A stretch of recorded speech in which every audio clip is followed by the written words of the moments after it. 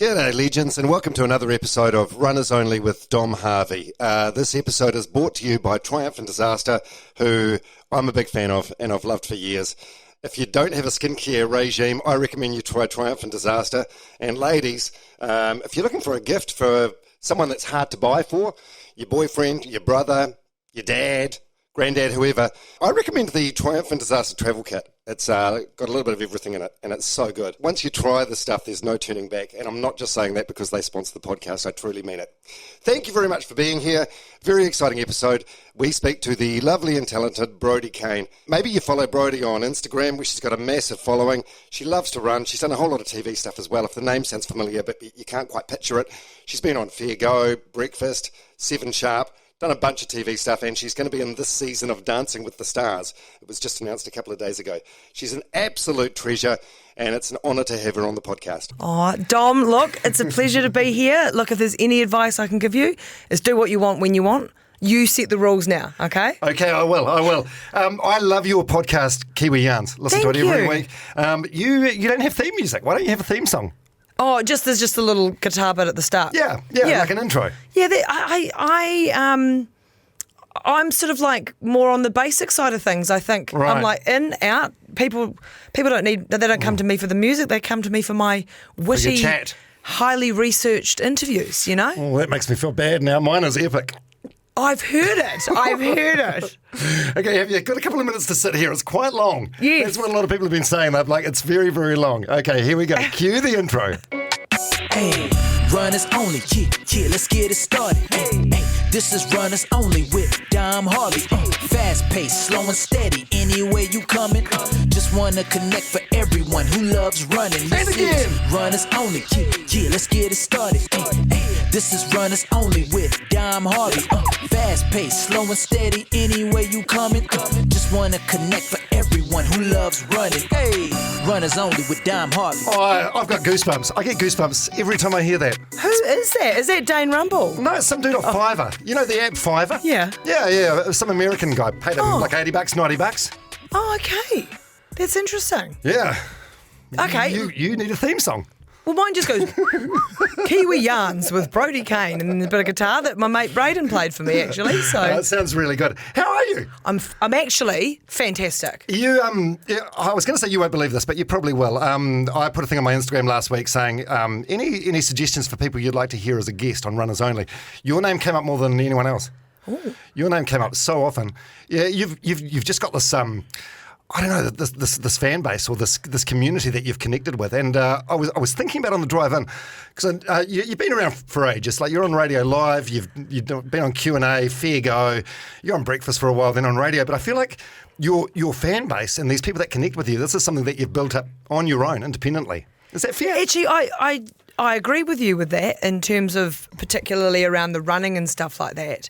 And I think that perhaps that's because with something like Instagram, which, you know, judge it or not, whatever you like, you actually can connect with people on a personal level. And I just sort of treat Instagram as my own little television show. Like I'm like, well, I don't have my own TV show and I don't have a radio show anymore. So this is where I can just have a yarn, and more often than not, it's because I'm by myself and I think of something funny and I'm like, oh, I need to share that because that's quite funny, or I just sort of, it's just little snippets, I guess, of your life, and that's just sort of has happened, and it has, I guess, the following has increased. Interestingly, as I've not been on, I guess, mainstream media. So yeah, it's cool. Oh, I think it's something to be proud of. Yeah, I think, and because you can be, for one, you can be entirely authentic. Yeah, totally, and I think that you're constantly reminded that is actually what people want to see, and people having been able to see what that looks like and what the alternative looks like, I think it's quite refreshing for people. And you can't bullshit people; they know. They smell it a mile away. Yeah, they do. So, what's your history with running? Like, what's your why? Why did you start? I know you did your very first marathon in 2018. Yes, 2018, it was. First full marathon in 2018. So, why did you start running? Well, okay, so quite often people say, have you always been able to run? And I kind of think that I have. And so when I was a teenager, I did lots of surf lifesaving. So like surf lifesaving and swimming were my first sort of, I guess, passions in terms of sport. And then I think I did like a couple of half marathons in my 20s, like boozing up at uni. Then it's like, oh gosh, I better go and do a half marathon or something. And then I think like I must have done the Auckland half marathon the year before, so 2017. And I remember you would have done that. You've done the Auckland full? Many times. Yeah. And so you know where you're doing the half and then you're about to run into Victoria Park and then the sign says to turn left if you're going to continue doing the full marathon. That is the cruelest sign in the world. Yes. And then obviously you turn right to finish the half. And I just remember that year going, I need to go left one day. I need to go left. And so I immediately decided that that's what I was going to do. And so, yeah, I did it the year after. And it was one of those experiences that you're like, that is a really hard thing. That's a really bloody hard thing to do. But then something just sort of keeps you in. And I think it's the whole personal journey. Gosh, I try not to use too many cliche words, but go ahead. The whole journey of learning how far you can actually push yourself. And I think that doing something like that can actually teach you a lot about yourself, and then that really can sort of be crossed over into every other part of your life. Like 100%. Yeah. I agree. Like there's parallels between distance running and just life in general. Like you have shitty periods and then you get through it and you feel good again. So, and so training for that marathon, I did most of it by myself, which I wouldn't say. I don't know. I enjoy training with people more now. I enjoy sort of going on adventures and stuff like that. But it is quite good to do that because you need to learn. You need to have your amazing runs. You need to have your really hard training runs, and figure out a lot of stuff in your own head. Yeah. Because it's a classic saying, but it is really about the top 2 inches with long distance running. And so you have to be able to find your way out of some really dark places that no one else can really help you with, So, Yeah. So from then it was like, okay, I really like that. I like how that whole experience went. I kind of knew as well. I don't know. I hit my 30s and I'm still in them now, and I feel like you just sort of really hit your straps in terms of having quite a good balance of physical and mental toughness that when you're 20s, you're like, I don't care enough kind of thing about that. But really feel like that was something that became quite apparent to me. I feel like you must have always had it though to a degree. I mean, you were in, we'll get to this later, but you were in the army for a time. So Yes. I feel like there must have been that sort of grit or that resilience or that determination there all along. No? Yeah. Always been a pretty physical person, always been quite competitive within myself. And then having 2 pretty legendary parents and a sporting family, always aware of what they had done and, What had they done? Well, so let's just take Mum. I guess like Dad would go, oh gosh, I'm nothing like Mum, but he was a good runner. He was a really good runner. So he did, he did marathon. He did the Kepler track and stuff like that. Mum has done some pretty remarkable things. So she's done 2 full Ironman marathons, Kepler track, 9 coast to coasts, and then when she was 40, she swam the Cook Strait. Get out. Yeah. Really? Yes. What? How many hours? What does that take? Yeah, she was 12 hours? 10 hours 52. She did 32 Ks. The shortest distance between the North and the South Island is 21, but she did 32 because that piece of water is so notorious. And that was her second attempt, by the way, too. The first attempt, which happens to a lot of people, had to be pulled out because the tides and the winds change at a moment's notice, and she never would have made it to land. So she had to go back like 4 weeks later and do it again, and did it. So like... Oh, that's extraordinary. Yeah, so she's quite a remarkable woman. And never someone that was the fastest ever, but just her toughness and her endurance has been something that I've always looked up to. So it's funny that her first like sort of, I guess, into long distance stuff was the coast to coast, and I was only 6 months old. So that was in her 30s as well. When did she train? I don't know. Was she out kayaking with you in the last trimester? At the front pack and stuff like that, but so so she just is amazing. So it's funny sort of watching what she did in her 30s and how I'm sort of like creeping in there and doing sort of some similar stuff. Yeah, do you feel like that's in your future, like going further or going longer, doing more gnarly trails and ultras and things? I can tell you, I will absolutely never swim the Cook Strait. I've got no desire to There's do a that. ferry. The ferry's perfectly good. It is quite good. They do a good hot chip and a nice cold beer, and that's Pies are a little old. You can also fly over it as well. Yeah. But yeah, it's funny. I don't know. Like you probably feel this as well. Where I remember doing my first marathon, and I was like, shit, that's a big day. Then you're like, wow, it was only 4 hours and a few minutes and and that's fine. And then you're like, no, that's a really long way. And then you see people doing ultras and you're like, oh, that's just stupid. And then you're like, oh, it's only a few more hours. And so then this year I was training for the Coast to Coast, and that's 2 days. So all of a sudden you've gone from thinking that, just over 4 hours is a really long time, and then you're about to bloody traverse across the country. So you do creep up. But your goalposts sort of changed, don't they? Yeah. But I have just been watching the people that have done God Zone, and that looks ridiculous. But then I'm like, well, ask me in 5 years, I'll probably be bloody doing God Zone. And you do it as a team too, which I think would make it more fun. Yeah. So back to your first marathon. So Yes. You reached the finish line. What happens then? Did you burst into tears? Did you just have this feeling that anything you can put your mind to in life, you will? So it was actually interesting because, again, Mum had given me the piece of advice that I would pass on to anyone that was doing a marathon for the first time: finish it. And try and finish it with a smile on your face. Because so many people are like, what time are you aiming for? Or what are you, what pace are you? And so, which we can get to on the disaster that was the second marathon I ever did.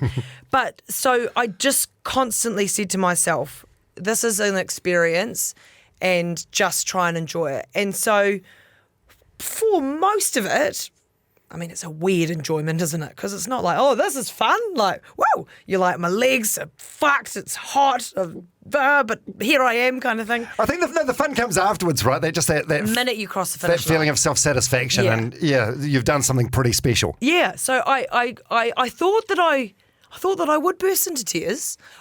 Because I burst into tears watching other people. Like when you go to the finish line of anything, it's like, oh my God, this is so amazing. But I didn't. But I was just really, really stoked, and I was like, there is a small percentage of the world that do these, and I'm now part of that. So it was a very cool feeling. And then, boy, gosh, that first cold, crisp glass of champagne, and then the massive feed that you're allowed to have afterwards. You're like, yep, this is worth it.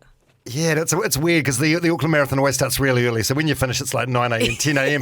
But alcohol seems perfectly reasonable at that time of the day. Yeah, no, it was a beautiful day, and it was cool. And I thought, okay. And do you know what though? The weird thing that you find also is that you have a weird couple of days afterwards, which are actually almost like a post-run depression. Yeah, anticlimactic. Right. I feel it. It's a weird feeling.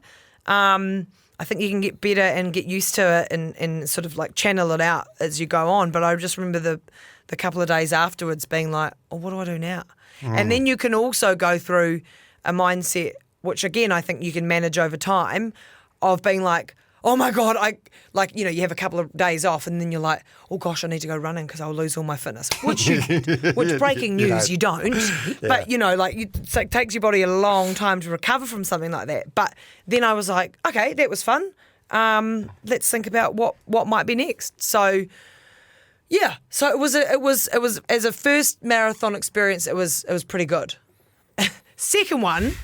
Where was this? Was this Queenstown? It still makes me, Right. Yeah, it was in Queenstown. So do you want to discuss your time or anything? It's one of those ones that I never really bring up with people unless they're elite because it's very personal. Well, no, I think it doesn't really matter. It's funny because I think I am competitive in myself, but I've also, again, evolved over time in terms of what that actually means to me.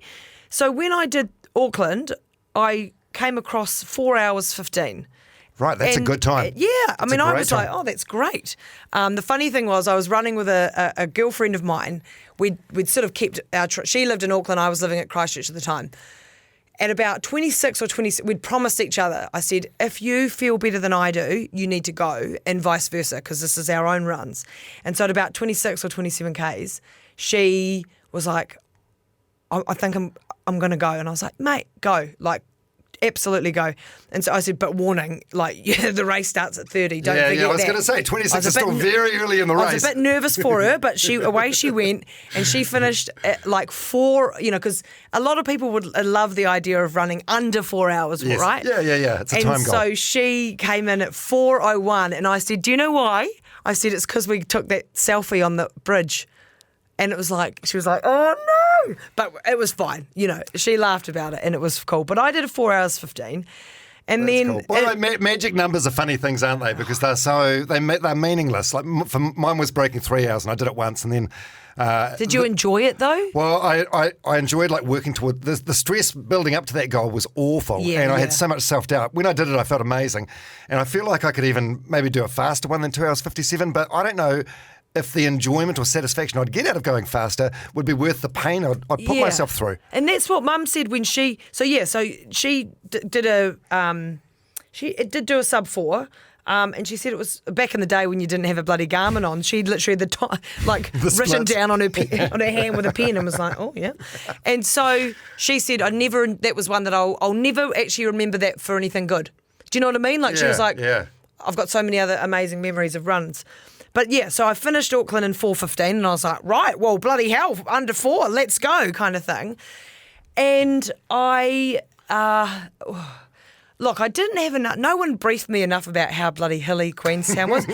And by the way, go. Hashtag flat out beautiful. Yes, I was going to say that. There's billboards at the airport. That's their marketing slogan. That's someone taking the piss. It is so the opposite of what I would describe. Now, Christchurch, flat out. The run, it's not that beautiful, but it's very flat. So no one had said to me, it's really hilly. So it's probably not the best course to try and go under 4 hours. No, and there's some gnarly trails on the edge of Lake Hayes. Actually, there's one hill at the end of Lake Hayes where it's so steep you have to walk. Yes, I did. I can confirm I did that. And so I had done a lot of training. I'd done a lot of running. It was a big build-up.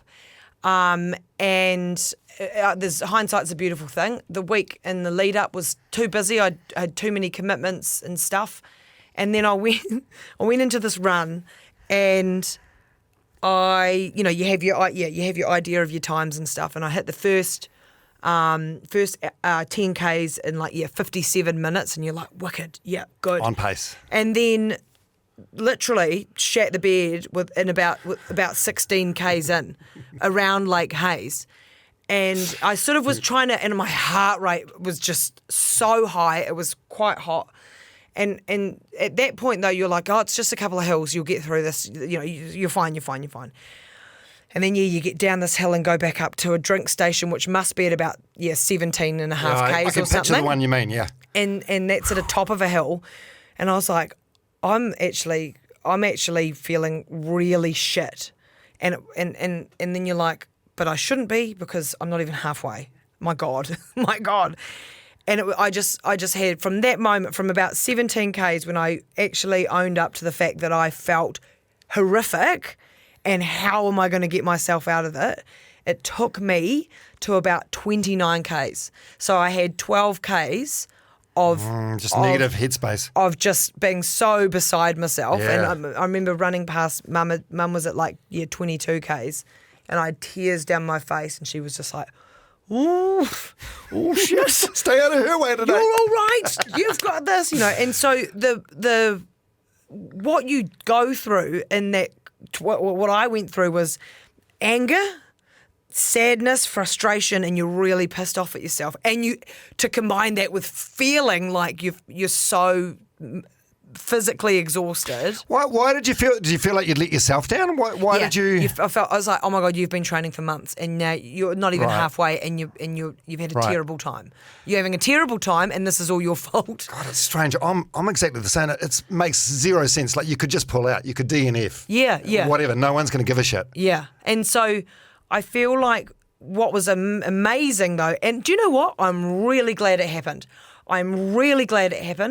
I feel like every person needs a bad run, because what you can learn about yourself in terms of what you can push yourself through and what you can push your mind and your body through. So that 12Ks was like just trying to work through and flip yourself through to like, okay, it's not going to go to plan. Don't worry about times. You just have to finish it. So and have fun, enjoy it. Yeah. Wow, it's so beautiful. It was beyond that. Yeah, and so then by the time I sort of across that beautiful historic bridge at the shot over, and then I was like, okay, all right, you just like, and my feet were barely leaving the ground, you know, and I just the shuffle. I shuffled to Queenstown, and I came in at about 4:45, and crossing that finish line was just the most incredible feeling, and instantly those 12Ks are now a memory. You know, like that's what's so fascinating. It's just, and so that was actually, and that was more of a hard come down actually after that run, because I was really confused and I was disappointed. But then you're like, well, you can't be disappointed. You just run a marathon. Finished a marathon, yeah. So, and then I looked at, then it was like, but then you can be open and honest about why that went that way, and you need to talk about it, and what, you know, had you overtrained, which I believe I had. I actually think I'd overtrained for that one. So I think I went into it tired. So, but ever since, like, I feel like I learned way more from that happening than if it hadn't happened. Yeah. You know what I mean? 100%. I'm a firm believer, and this is something we've talked about on the podcast. Like, we need to like reframe how we feel about failing, because failing is considered a bad thing and a thing to avoid. But you learn so much more out of your fails and your fuck ups than your successes. Well, I think that a lot of people, when people message me and ask me about running and, hey, have you got? I want to start out running, and I want some tips and tricks and da da da da.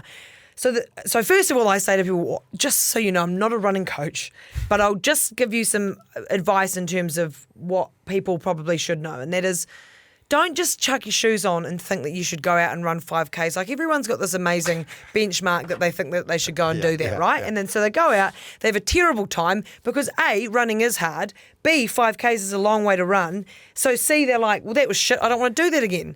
So I always say to people, just take your time. Like, run one lamppost and then walk the next, and remind yourself that walking isn't failure either, because I think people think you have to go out running, and that once you're running, the minute you stop or the minute you start walking, that's you've failed.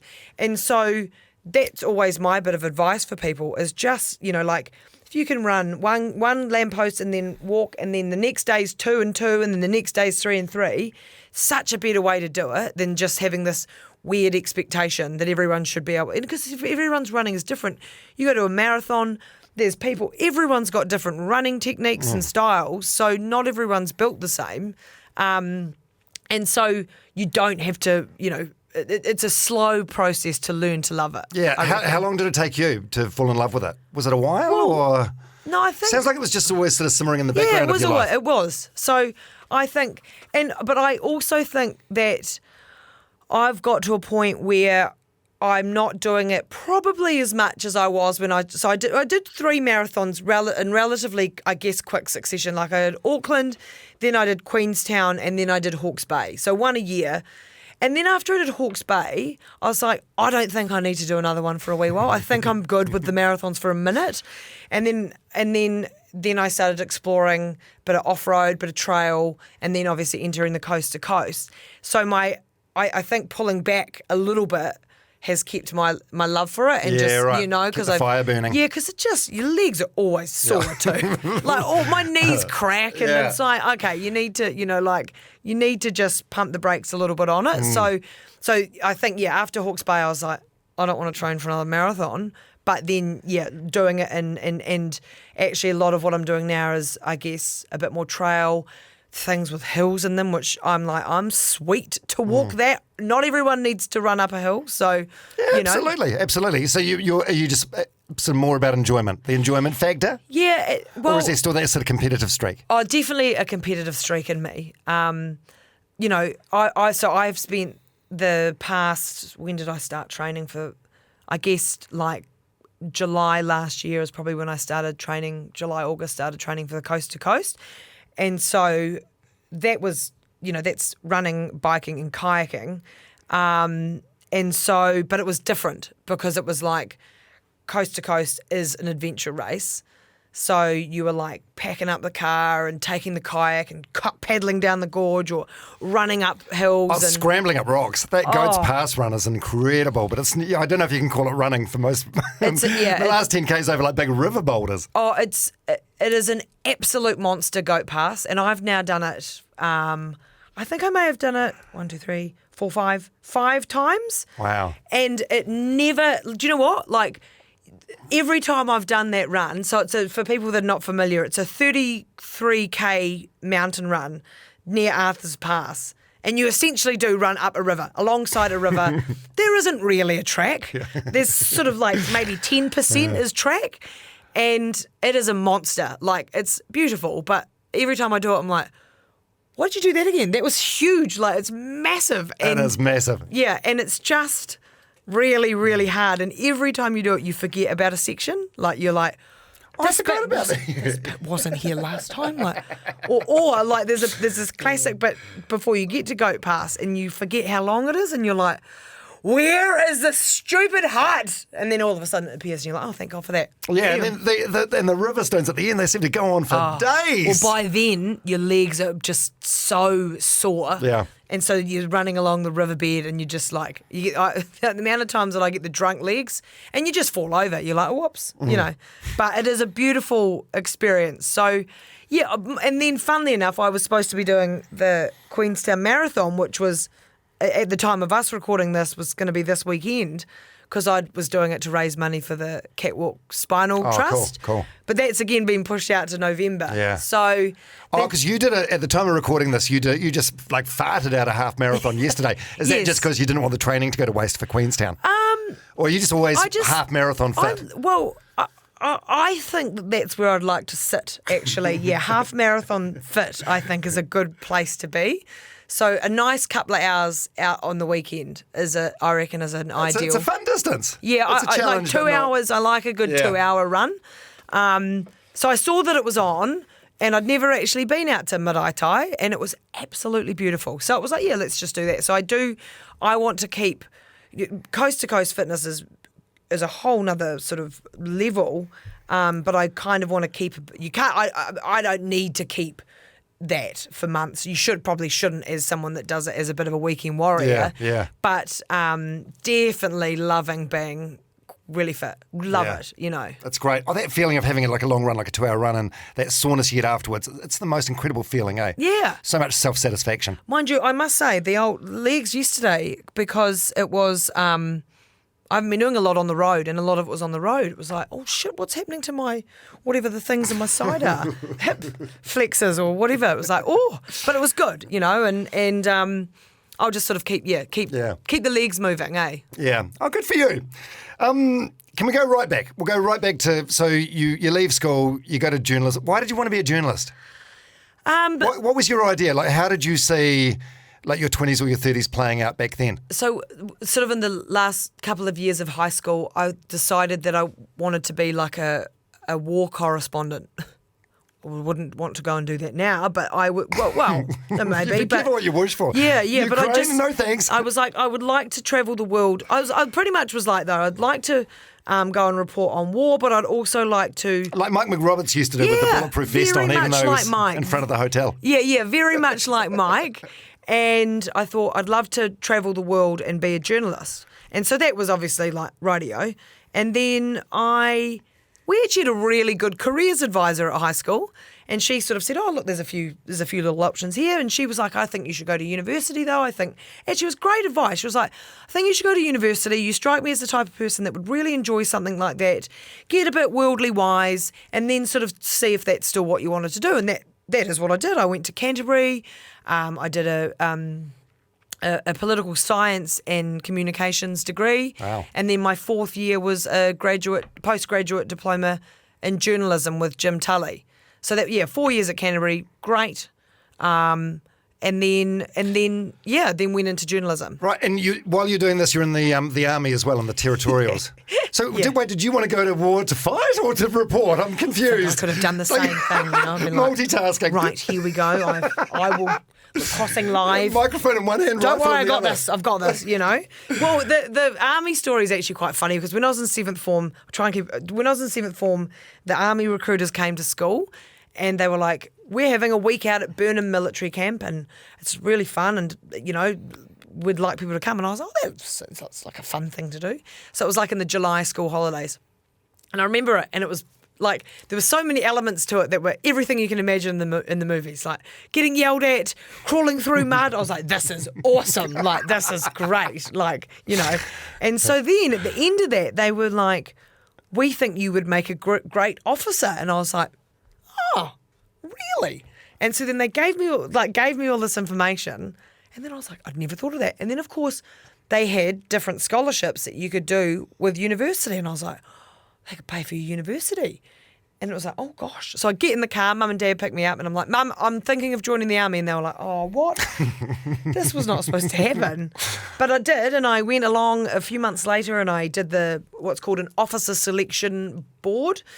And so every year, probably is still the same, every year they pick 60 odd people a year to train to be officers, and then you go to Waioru and do your basic training. So I did that. So I got accepted into this like officer selection board thing.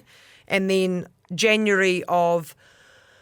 she was back in 2004. And I went away and did 2.5 months basic training before uni started and and then graduated then as an officer cadet. Now, the funny thing being, my 7th form grades weren't good enough to get the scholarship, so I didn't get the scholarship. But I was like, at that point, I was like, oh, this is great fun anyway. What a good experience. Yeah. So, and then I was in the territorials for 4 years. I ended up changing to just not carrying on with being an officer, but I went and switched over and became a private. And then in the first year, I went to Brunei, which is near the Borneo jungle, and did like a jungle exercise. And that was all in first year uni. And then I did 3 more years and then I moved up here. And when I moved up here to become a journalist, I decided that I couldn't give it the commitment that I felt it needed. So I left, which I was totally fine with. It was like, no, I can't give that the priority. I really need to focus on my career right now. So it was like that had to give. Also, yeah, the media lifestyle's way more fun, isn't it? Yeah, no one's shouting at you at 5 a.m. unless you're still at a party and high on coke. No, that's not entirely true, because if anyone remembers Kevin Hercock, my first boss, he would shout at you at 5 a.m. Yeah. Brodie, there's been a car crash. I need you to go, you know? So you're a journalist at Radio Live, you do a bit of TV stuff, then you end up on Breakfast, which I feel, I can't imagine you doing anything other than yourself. Do you know what I mean? Like, I can't imagine you necessarily like being like a straight like news presenter, just sticking to a script, not injecting your own authenticity into it. I don't know. I'm sure you could do it well. You can do anything you want to do well, but I feel like something with a bit more editorial definitely suits you. Well, it's funny because those jobs, like the radio jobs at Radio Live and News Talk, were very much hard news. And then I went overseas, so I went and did my OE for just over a year, and then I came back and worked on Q&A as a producer, and then I got a job on 7 Sharp, and so that was the first year of 7 Sharp. It was also the year that it got an absolute bagging by everyone who wanted to offer their opinion about it. Who was on it? Was that Mike Hosking? No, was that it was Greg Boyd, Greg and Alison Moore, and Jessie Mulligan. Right. Yeah, and so we were all on this show, and that was, I guess, the first time I think it would be fair to say in New Zealand sort of news and current affairs space that something was of that. Here's some personality behind that kind of, and I think it was quite jarring for people that was on at 7 o'clock. You'd had Campbell Live and Close Up, and for in the Holmes before that. Yeah. So you'd had all of this hard news. And then here was us trying to make things a bit lighter, which ironically sort of, in hindsight, paved the way for the project. Yes, absolutely. So now I think that there is probably quite a nice balance of that. And so that was when some of the feedback towards me was, that's actually what you're quite good at, is just injecting your personality in and around the talent that you work with. And that was sort of really where it was born, probably, on 7 Sharp. How did you handle at the time, I'm guessing you're like mid-20s at the time? Mid-20s? You must have been Maybe a little bit. 26 Okay. or so, yeah. How did you handle like the trolling and the negativity? Because I know that can be bad online, but in TV in particular, TV people seem to bear the brunt of it. Yeah, I've seen some horrible stuff about you online. Yeah, it was pretty wild. And you were I just always found it quite fascinating that people could be so mean as adults. Like, you remember, arguments and like, the high school stuff that went on, when you were teenagers. But you kind of would think, have we not all outgrown that kind of behaviour? And so I will admit there was stuff that was really mean, and you would absolutely take it to heart. What like? Do you want to go there? Or not? You don't particularly want to. Do you know what? Do you know there was a common theme for a while. Which was always quite, like, I can laugh about it now. And actually, as it would sort of happen, you were like, what? There was a really underarching theme that I looked like a man. So there were a lot of men, I must say as well, that were like, would comment on me looking like a man. And it was like, okay, all right, well, that's cool, but why do you feel the need to type it? Like, what, And actually, this one is funny because this was really creative, and I will always remember it. One was, she looks like Christian Cullen with a wig and lippy on. And I'm mates with him. I can probably get him with a we could be like separated at birth. He might find it a weird text, but whatever. So I think I actually remember it probably at that point. That's when I went, okay, this is ridiculous. Like, you cannot take this shit seriously. And so here's a little yarn. I remember when I was working on Breakfast. I think Breakfast was when it was at its worst. And people are grumpier in the morning. Oh man, honestly. And so there was this one guy who would always, on the Breakfast page, he would always tag his friends and say just stuff like, looks like his 5 o'clock shadow's about to sprout and all this kind of shit, like almost every day. And you're like, dude, what's up with that? On a fake account or his own pro? No. So here's the thing. So I had a friend of mine had done something similar in terms of calling out. Like I would quite often sometimes respond because so many times you'd see someone being mean to you and you'd go and look at their profile picture and there's them with some kids or something and you're like, mate, what if your kids came home from high school crying because someone has been as horrible as you've been to me? So this one particular guy, I thought, right, do you know what? No, this is not happening. So I went onto his Facebook page. He had where he worked. So I rang the number. I rang the work number. I'm just going to get the popcorn. Yeah, and a man answered the phone, and I said, "Hi there. I'm just wondering, is this the employment of XYZ?" And this guy was sort of like, yes. And I was like, oh, cool. Look, my name is Brodie Kane. I'm calling from the Breakfast Show. But work didn't know I was doing this either, by the way. I'm calling from the Breakfast Show. I'm just wondering whether your workplace has a online bullying policy. And he was like, oh, sorry, come again. I'd completely put him on the spot. Oh, look, just you've got an employee by the name of XYZ, and he is relentlessly bullying me online on our Breakfast page, and it's not okay. And so I'm just curious as to whether you've got a policy about your employees and their behaviour in the online world. And so, bless this guy, he was very sort of... I'm not sure what Breakfast is. I don't know what I'll have to. Can you? I'll have to have a look into it. So he was quite sort of, And then anyway, bugger me days. He rings back. This guy rings back an hour later, and he's like, "Hi, Brodie. My name is XYZ. I am the father of XYZ, and I know exactly who you are. In fact, I really like you and watch you on Breakfast every morning." And I'm sorry that I wasn't like straight up with you to start with, but I was so shocked and I just didn't know what to do about that. How old's the son? Like at old age? He was like 22. Right.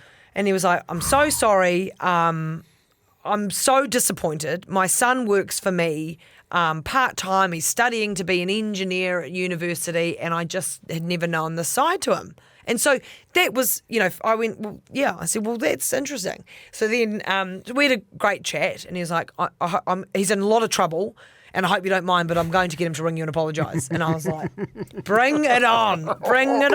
22 years old, grown-ass man still being told off by his dad. I know. That is spectacular. I know. And so this young chap rang me, and I just said to him, I said, look, I actually don't care what you think of me.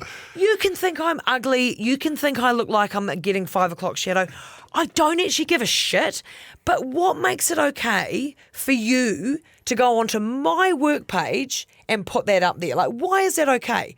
And, and I said, and furthermore, I've gone onto your Facebook page. You've got a lovely looking girlfriend. Can you imagine if she came home and some asswipe said what you've said about me to her on the street or something? So it was quite like... You tore him a new one. Yeah, but I wanted to do it in that kind of like, just wake up, mate. Like, break it down to him. Yeah. How you did it with the girlfriend. How would you feel if she came home? I think that's a good way of breaking it down. And so, again, I have learned over the years that not everyone has to like you. Like, there's days where I'm like, shut up, lady, talking about, but you have to realise that in a job in the public space, not everyone is going to like you, and that's actually okay. So I think when you learn that I have a style and a way that will be abrasive or too much for other people, that's absolutely fine. Absolutely fine. As long as you are aware of that and you're not being a dickhead as well, then that's fine. But this whole, like, everyone thinking that they should have an opinion on everyone, it's like, leave it at home. Like, I'll sit at home and watch television and you're with your mates and you're like, gosh, what's bloody Wendy Petrie? Actually, that's unfair. That's unfair because Wendy Petrie is on fire every single night of the week. Hillary, on the other hand, with her ample cleavage most nights. Yeah, I mean, right. So what is with everyone thinking that they should talk online? And it's all that whole like free speech yarn and that. It's like, well, we all didn't have keyboards before, and it was a much more peaceful place. But so I always find that fascinating. That it's like, what gives you the right to call someone something mean as an adult? Yeah. Jeez, you should have learned by now. It is me. I agree with you 100%. So, like Hosking, for example, Mike Hosking, polarising, and that's fine. You can say can't stand the bloke or I love the bloke. That's fine. Personal attacks, not fine. And the funny... So who are these people? Well, the funny thing is as well, is our brains are wired so if 99 people say to you, you look really nice today, or shit, you're a good person, and one person says something in an asshole way, why do you always focus on the one? Like, why do we always go, oh man, Linda on Instagram was really mean to me today, or like, So we just have to learn more that you just have to sort of put it into perspective and just go, okay, that says more. But I think that there does need to be more done to kind of like cut that trolling stuff out, because it's just a bit lame. It's so lame. Oh, it is. It's awful. Yeah, it's unacceptable actually. Yeah. I thought I was always, maybe that's just human nature that you're drawn towards the negative comment and a sea of positive comments. I thought with me, I'm like an approval junkie. I'm obsessed with being liked. So so when we get nice texts all morning, and then there'd be one mean one, and I'd like Google the number and try and look them up. Oh, his profile picture's a car. Yes, it's always a car. It's always a car. And then I think I've spent 10 minutes of my day just stewing on this pointless text. Yeah. I know. I don't know why we do that, but we need to learn more not to do that. And I think that like going back to, I guess, social media and me doing a lot of what I do on my own Instagram page is that, you can say so if someone comes in and says, I don't agree with you, or I don't like what you've said, it's like, do you know what's amazing? You can hit one button and it says unfollow, and you don't have to see it. You don't have to. Why do we feel like we have to offer up everything that we feel about another particular person? So I think that Yeah, sorry, I'm not just doing this content for you, lady. Yeah. There's 45,000 other people that don't mind it. But that's what it goes back to. It goes, we can't all like each other. Not everyone likes each other. So and you can't please everyone. Yeah. And you have to be okay with that. But that's the worst mistake you can make, I think, trying to be all things to all people. Yeah. Oh gosh, it'd be exhausting. Yeah. But do you think with that stuff, do you think the army helped, or do you think it's like your upbringing? Your parents obviously like tough bastards. Your mum with a with her swimming and your dad with his long runs? Do you know what? I think that, they both have taught me some pretty wonderful life lessons, in terms of like being good and I guess accountable. Mum, that both actually were very much like, you have to take responsibility for your own actions. And I actually used this example the other week when some of the bad stuff was kicking off down at the protests in Wellington. And it was a lesson that I learned from my parents when I was a teenager, which is about your behaviours and the behaviour of those around you. And so, like, there was a year, no, I don't even think it was about a year, but there was a year or so that I don't know if you'd say off the rails, but yeah, probably a little bit off the rails. And so at one point I was in like a cabin at the camping ground, and the people I was with trashed the cabin. And I didn't actually. Those damn people you were with. Yeah, but Brodie. I actually got in so much trouble. I actually think I might have gotten more trouble than the people I was with, because they were like, "It doesn't matter that you didn't do anything; you were complicit." And so those kind of like my parents were quite strict. Like I did like sneak to a few places, but like if I was going to a party, they were like, "Well, who's the parent and what's their number?" And it was like, "It's down at the river." Like, there is no parents, but like so those kind of lessons were pretty early on. And then I guess another thing that I've watched in my mum's career is she has always been. Now, this is interesting because the words that you use are like, strong. We use that word outspoken, says what she believes, sticks up for what she believes in. Now, particularly in her generation, she sort of navigated that through that whole, I guess, the patriarchy, where it's like stroppy, bossy, who's this woman, And so I have watched her evolve, and having always been that woman, having always stuck up for herself or people, and sometimes that meant that her reputation was as such, like a ball breaker. Yeah. And so I've always looked up to that, and I love that we are slowly and eventually getting to a space where, oh my God, it's okay for women to be strong and on the same level as men, and let's not call them stroppy or divas or any of that shit anymore. So I've often looked at that and want to sort of like carry on that kind of legacy. Yeah. God, they've done a great job, and to see the relationship with your mum now. Yeah. Because because I was from a Catholic family, so they were very, very strict, and I feel like that sort of hindered the relationship I have with my mum now, because I kept so much from her. Yeah. So now it's sort of like, I'll still keep that from her, because we just don't have that sort of open communication so you've got that with your mum, even though she was super strict. Yeah, and so it wasn't like they've been amazing in terms of like, they've just, when I didn't have my license but I was swim training, mum's up at 5, dad's up at 5 driving you to swimming, to the pool, like they've always, and you definitely, I think it was probably lucky that it wasn't that long that that automatic teenage, like, oh, get out, because then I realised how lucky I was to have parents that would come to every surf lifesaving competition, be there for everything, be there for all that stuff. But actually, I think probably our relationship grew even stronger. Probably in the more recent years where mum and dad split, which is actually still relatively recent, and so. Sorry to hear that. Are they both okay? Oh, they're good. Yeah. Time heals. Time does heal. There's another one for the quote book. Time does heal. So that was a very tricky space for everyone. But I think that was sort of where we started spending a lot more time together, and she's just cool, man. She's so fun and so funny, and we're very similar. But I think. And so, we can bash heads, but I actually think that that's diminishing over time. And I think, we spent all of that very first lockdown together, and then I actually moved out to live with her at Waikaku Beach last year, and we lived together for a year, and we actually hardly fought. Like we could always tell each other's vibe if it's like, oh, I think she might need a bit of space, and we did it. We always had a time out. In lockdown, it was like, if you pulled that, it was like, get out, time out.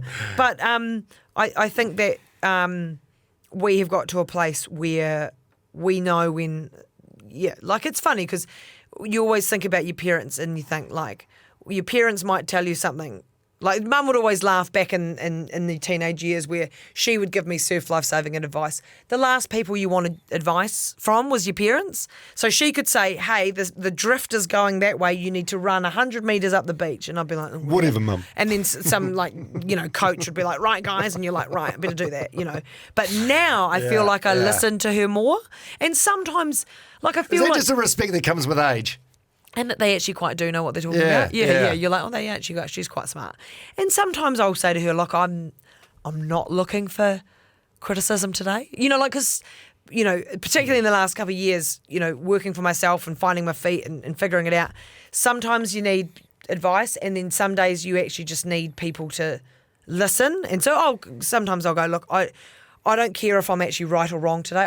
I just need to get this off my chest, and maybe in 2 or 3 days' time I might be ready for some home truths, but I'm not ready for it today. So I feel like we've got to quite a good space, like with that. Yeah, shit. You have had some stuff going on in the last couple of years. How's your mental health been? Is your mental health all good? Yeah. You seem resilient and strong. Yeah, like it's. You've never had any issues?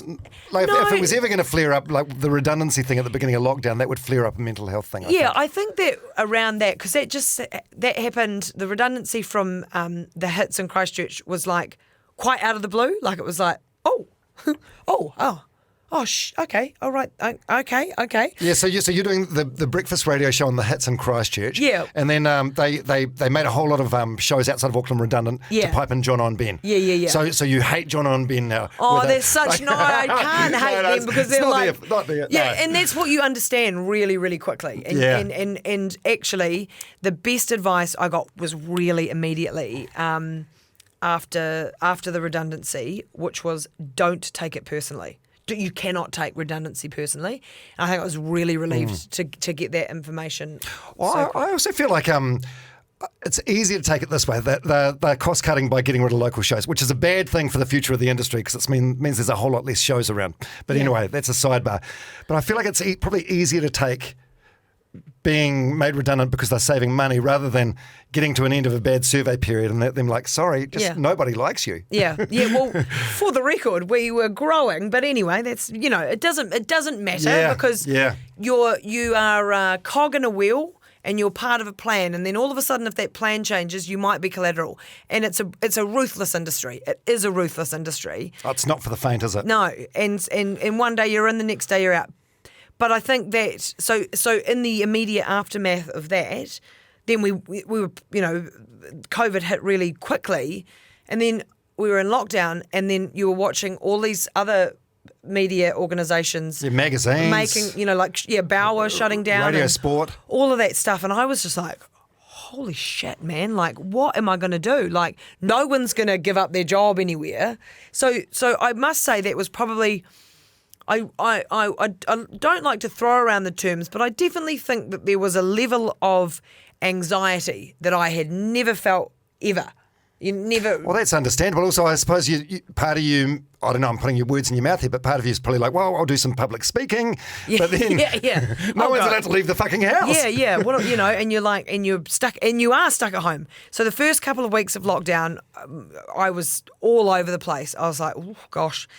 And then I just sort of like tried to like relax and just figure out, what I wanted to do. And so, it was a weird time. But then once I sort of was like, okay, just what are you going to do? What are you going to do? What are you going to do? What are you going to do? Well, you're going to do the podcast. Yeah, good. Girls will, that's a good thing to focus on for the next few, let's get just that off the ground. Keep your mind active. Yeah. And then I was like, well, I've always wanted to work for myself, and I've always seen people that are essentially like contract themselves or do this gig and then they'll go and do that project. And I'm like, that's always seemed really cool to me. So I thought, well, why don't you just set up your own little business and then make the rest up as you go along, which is essentially what I've done. And that's Brodie Kane Media. Yeah, very original name. Yeah, I know, it's a good name. Your name is your brand. I was gonna come up with something like whiz bang, like we did think for a while, like Hurricane Media, because I am a bit of a hurricane, but then it was like, no, just your name. Your name's good. So you've got a good reputation. You may as well own it and capitalise on it as much as you can. Yeah. And how long was it before? Because I feel like I'm picking your brains here because I feel like I'm where you were 2 years ago. Yeah. How long was it before you got your first dollar coming in? Well, months, weeks? Well, I mean, if you consider the wage subsidy, your first paycheck.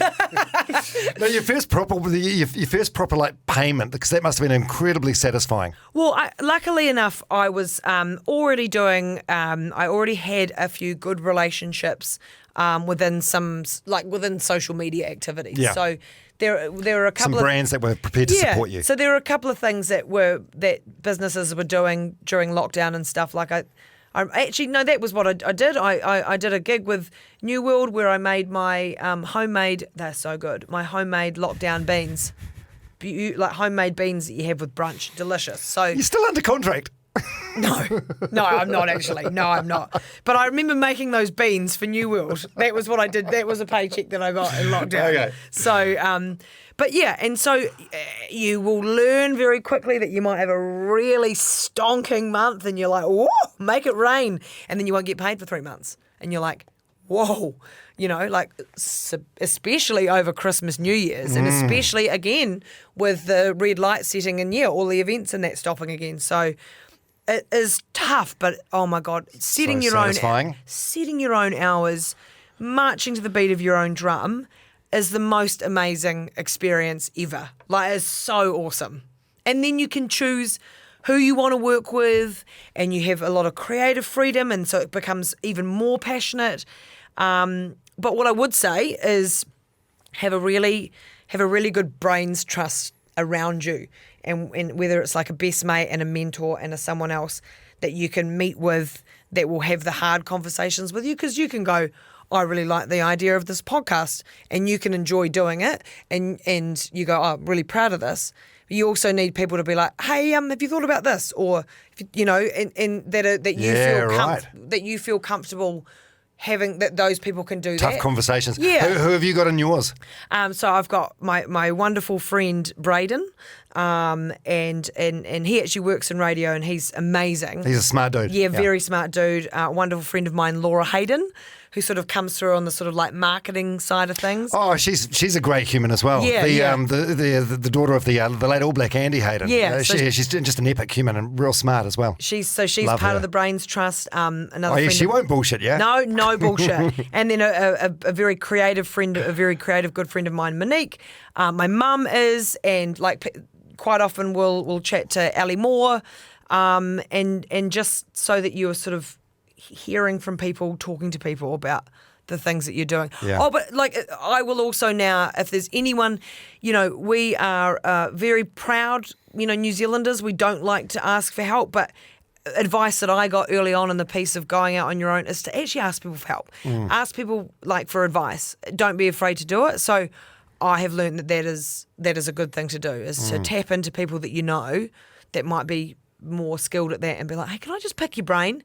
And that's okay to do it. That's okay 100%. to do as well. People love offering out their time. Like, you must have had someone go, hey, I'm interested in a career in radio. Can I meet you for a coffee? And you're like, yeah, we'll bugger it, because you always remember the one or two people that did that for you. And I remember things that, like, I remember Donna Marie Lever and Ali Moore taking me out to teach me to do piece to cameras. And you'll never forget those They people took the taking time the when time. they didn't need to, yeah. Yeah, and so if you can play that forward a bit and understand that other people enjoy doing that for you, so do that. Yeah. Yeah. I'm very well aware of spreading myself too thin, but I like to help people where I can. Yeah. I think it's good. Yeah. No, you You want to get those karma points. Yeah, totally. Yeah. Now, something else I wanted to ask you about. When you Google you, there's a 2017 Women's Day story about you being on Bumble and being on Tinder, and you were saying you were single for 30 years. Oh, my God. How old are you now? What are you now? 35. 35. Single for 35 years. Really? Yeah. Do you know what's hilarious? That's one of those classic things that happens where you're sitting doing, was it a Women's Day, did you say? Women's Day, I think, yeah. So you're sitting there, the article's supposed to be about the new breakfast show or something, right? And you're sitting there with the TVNZ publicist, and here we go. And then, like, literally they ask something and then the interview's just about to finish. You've just really behaved yourself and been like, this is great and what a great opportunity and all the challenges. And at the end, literally, I was like, yeah, nah, no boyfriend on the scene. Bloody hell, been single for 30 years. That's the headline. That's the clickbait. Then that's the bit that the Herald, and it's like Brodie Kane quote, I've been single for 30 years. Well, of course I have, because I was a baby for 2, an infant for you're like, oh my God. And so you can deduct those years. Come on. I know. Give me some reduction. Yeah. So 35 years. Wait, have you never been in love? Everyone ready for the violin? I've never been in love. I did quite like a fella once, like around uni, but I've never had a proper boyfriend. I could actually say that I've never had a proper boyfriend. I don't know why. What's your longest relationship? What do you reckon? Oh God, that like a few months? Like maybe 3 months. Yeah. But that was ages ago. It was so long ago. Right, and it shouldn't. It's not a big deal, and it shouldn't be a big deal. But, I mean, but I've met gentlemen, but just for good times, not long times. Yeah, got a bloody thesis in that. Like, that's fine. That's we've well taken care of that. The 20s were a great decade. But there's a. It's just. I think it's just hard when you're a woman with your biological clock and things, and the fertility thing. Like, have you frozen your eggs? Do you want to have kids one day? They've thought about doing that. It's very expensive. And it's dumb that it's even a consideration. Well, I think that some days I'm like I absolutely want children, and then other days I'm like, oh, but I think I do. I'm pretty sure I do. But then if I was really honest, I think I still would like to have a child with someone I love. Do you know? Yeah. So like what you had with your parents. Yeah. So I think that still was something I'd like.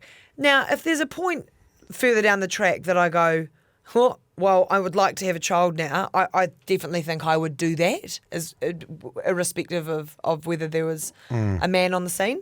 But I still think I like the idea of creating a family with a partner. Yeah, someone where there's a genuine connection. Yeah. And so, what do you look for? Do you have a type? Would you say you got a type? I mean, do you know what's quite funny is I think the longer you've been single, the higher. Like, people might think that your standards drop. They don't. They only get... because a lot of people would make the joke. A lot of people would make the joke, anything with a pulse. Yeah, But I feel like you get more discerning. And people say to you, oh, gosh, you must be too picky. And I go, you're like, and do you know why? Because I'm like, you're damn right I am. Because I have seen that many, people that get married or fall in love early, and then by the time like they're in their 30s or whatever, they hate each other, or and it's like, well, far out. Good luck to you. So I'm like, I'm not settling for some loser. And unfortunately, there's a lot of losers around. No disrespect to people that aren't losers, but there are a lot of losers around that and so... Do the losers realise they're losers? That's the thing. I don't know. That's a convo for another day. Yeah, and so I don't know. I probably think what's my type on paper? Someone that could it can intellectually stimulate me, and they don't have to be a rocket scientist, but you want to be able to have really good conversations with them, and that someone is funny, and that someone that is caring and respectful. Those things. Yeah. That doesn't seem like too much of a checklist. With a massive penis. No, I'm just kidding. That was a joke. But if it is... all sizes are welcome here. Oh, my God. See, this is like the woman's day. This is the woman's day thing. This is the woman's day thing. Anyway. Oh, that's... I hope that person comes... You're not lonely, though. Like, you're... Nah. It's, the only time I'm lonely is if you're hungover on a Sunday and you're like, oh, my God, all I want is someone to cuddle me on the couch and feed me. And bring me Powerade. Yeah. So not really. Yeah. But I am going to... I think that... Look, we can't even count the past 2 years with the pandemic. Like, surely no one's been able to find someone there. So we write that off.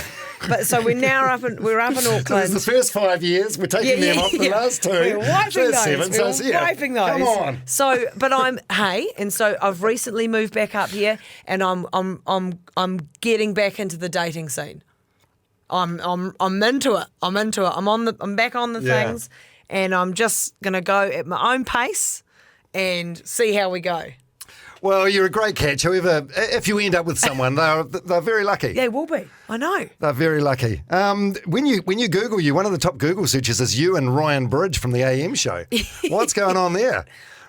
He's openly gay, isn't he? Openly gay. Yes. Yeah. You know, why is there a rumour about you guys? Oh my God, that was so funny. And actually, we went to Queenstown together for a weekend, and I think it was in Spy or something. And I feel like they already might have known that, but just published it anyway. And so we were like, that's fine. Any publicity's good publicity. Yeah, never let the truth get in the way. But he's a very dear friend of mine. His his grandma and my late grandma were besties down in the down in the Kapiti coast. And so we're great mates. I've actually bumped into him at the petrol station the other day. And he's obviously doing so well on AM and absolutely killing it. So he's lovely. So when that great rumour came around, we were actually living together. So that was even worse. It was like, oh gosh, what about when you emerge out the driveway? He's such a fun guy, so sassy. Yeah, he's doing really well. So I'm really proud of him. Okay. Hey, we'll end with some. I've taken so much of your time. You're so fascinating, so interesting. We could chat forever. I'll end with some quick fire running questions. Okay. What do you listen to when you run? I'm into like heavy electronic drum and bass, like Wilkinson, Shapeshifter, Doof Doof. Like I've got a. If anyone wants to listen to it, it's called the Run Finisher. And I listen to. It's not even the finisher now. It's just like 2.5 hours of like amazing. full noise. What is your favourite place to run? Like, do you have like a specific route, like a trail somewhere, or is it just from home? So up here, everywhere's got hills, man. In Auckland, my God, but gosh, anywhere that's out in the bush. I love that Takapuna to Milford one too, along the rocks. Oh, that's great. There's a lot of people along there though, usually, if you get the timing wrong. Well, if you work for your own, you just go midweek, mid-hours when no one's around. Yeah, that's true. Yeah. That's true. That is great. I need to get up into the Waitakares as well. Oh, so good. Although, $30 petrol each way. Yeah, no, okay. Do you have a favourite shoe to run in? So I run in, is it Hoka? How do you say it? Do you run in Hokas? Yes. Oh, yeah, I love Hokas. Yeah, that's all I run in. So I run, the Hoka ATR Challenger. Right. And then I've got the Speed Goats for trail, and then a Rincon one just for on the road. Yeah, big fan of them. I had a couple of Achilles complications, and someone recommended them, and I've never had Achilles complications. They're such a supportive shoe, aren't they? There's so much going on. Yeah. Probably never going to win a beauty contest. Like, it's not as sexy they're as... so ugly. Not as...